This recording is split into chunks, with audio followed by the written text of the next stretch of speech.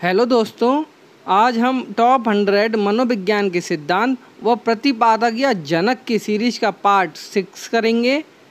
पिछली वीडियो में हमने प्रमुख सिद्धांत और उनके प्रतिपादक को समझा था या जनक को समझा था। आज फिर हम कुछ प्रमुख सिद्धांत लेंगे और उनके जनक को समझेंगे।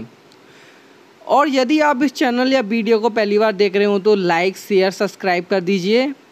और मेरे द्वारा आपको जो भी सिद्धांत और उसके प्रतिपादक या जनक कराए जा रहे हैं, ये सभी पेपर की दृष्टि से बहुत महत्वपूर्ण हैं। चलिए स्टार्ट करते हैं आज के पहले सिद्धांत से और उनके प्रतिपादक या जनक को जानते हैं।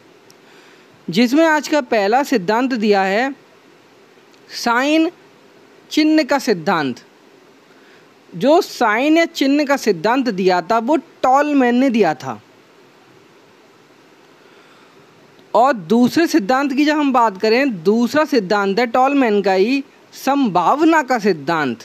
ये भी टॉलमैन ने दिया है। जब हम नेक्स्ट की बात करें तो नेक्स्ट दिया है अग्रिम संगठक प्रतिमान के प्रतिपादक कौन हैं। तब जब हम इसके प्रतिपादक की बात करें तो ये डेविड आशुबेल को कहा जाता है। अब जब हम नेक्स्ट पे पहुँचे तो नेक्स्ट दिया है सीखने का सिद्धांत। अब जब सीखने के सिद्धांत की बात करें तो ये सिद्धांत, इसके जनक या प्रतिपादक डेविड आशुबेल को ही कहा जाता है। हम नेक्स्ट की बात करें तो नेक्स्ट दिया है भाषाई सापेक्षता प्रकल्पना के प्रतिपादक कौन हैं। जब हम इसके प्रतिपादक की बात करें तो ये वार्ब को कहा जाता है। अब जब हम नेक्स्ट की बात करें, नेक्स्ट दिया है अधिगम व्यवहार का सिद्धांत। तो इसके जो प्रतिपादक या जनक कहे जाते हैं वो कहे जाते हैं क्लार्क लियोनार्ड हल। अब जब हम नेक्स्ट पे पहुँचे तो नेक्स्ट दिया है सामाजिक अधिगम का सिद्धांत। इसके प्रतिपादक या जनक अल्बर्ट बंडूरा व वॉल्टर्स को कहा जाता है। जब हम नेक्स्ट पे पहुँचे हैं तो नेक्स्ट दिया है पुनरावृत्ति का सिद्धांत। और जब पुनरावृत्ति सिद्धांत की बात करें तो ये स्टैनले हॉल को कहा जाता है। और स्टैनले हॉल के द्वारा ही किशोरावस्था को तूफान संघर्ष की अवस्था कहा था। अब जब हम नेक्स्ट की बात करें तो नेक्स्ट दिया है मनोसामाजिक सिद्धांत। जब हम मनोसामाजिक सिद्धांत की बात करें तो ये एरिक्सन के द्वारा दिया गया था।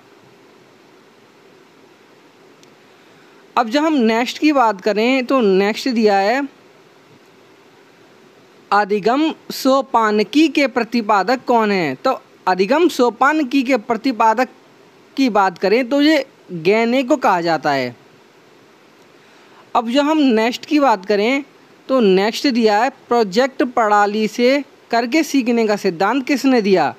तो ये सिद्धांत जॉन डीवी के द्वारा दिया गया, जिनको प्रगतिशील शिक्षा का जनक कहा जाता है। जब हम नेक्स्ट पर चलें तो नेक्स्ट दिया अधिगम मनोविज्ञान के प्रथम मनोवैज्ञानिक कौन हैं। तो ये कहा जाता है रे डेकार्ट को। जब हम नेक्स्ट पे पहुँचे हैं तो नेक्स्ट दिया किंडरगार्टन विधि के प्रतिपादक कौन हैं। जब हम इसके प्रतिपादक की बात करें तो ये फ्रॉवेल को कहा जाता है। अब हम कुछ और सिद्धांत पे चलें तो जिसमें सिद्धांत दिया है डाल्टन विधि के प्रतिपादक कौन हैं। अब जब डाल्टन विधि के प्रतिपादक की बात करें तो ये हेलन पार्कहर्स्ट को कहा जाता है। अब जब हम नेक्स्ट की बात करें तो नेक्स्ट दिया है मॉन्टेसरी विधि के प्रतिपादक कौन हैं। तो ये कहा जाता है मारिया मॉन्टेसरी। अब जब हम नेक्स्ट पे पहुँचे हैं तो नेक्स्ट दिया है संज्ञानात्मक आंदोलन के जनक किसको कहा जाता है। तो ये अल्बर्ट बंडूरा को कहा जाता है। अब नेक्स्ट की बात करें तो नेक्स्ट दिया है मनोविश्लेषणवाद के जनक कौन हैं। तो मनोविश्लेषणवाद के जनक हैं सिगमंड फ्रायड। अब नेक्स्ट की बात करते हैं तो नेक्स्ट दिया है संरचनात्मक अधिगम की अवधारणा। इसके जो प्रतिपादक या जनक जेरोम ब्रूनर को कहा जाता है। अब जब अंतिम दो सिद्धांतों की बात करें तो जिसमें दिया है सामान्यीकरण का सिद्धांत, ये दिया था C.H. जुड ने।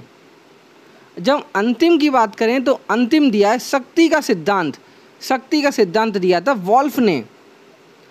तो मेरे द्वारा आपको आज ये फिर प्रमुख सिद्धांत कराए गए हैं। ये सिद्धांत सभी एग्ज़ाम की दृष्टि से इसलिए महत्वपूर्ण हैं क्योंकि इस टॉपिक से, सिद्धांत और जनक से क्वेश्चंस एग्ज़ाम में 1 या 2 नंबर के पूछे जाते हैं।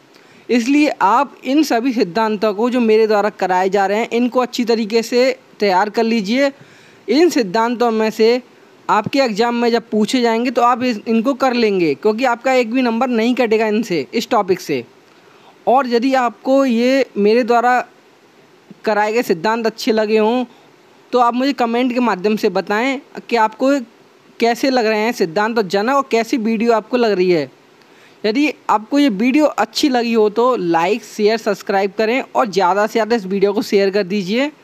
And thank you.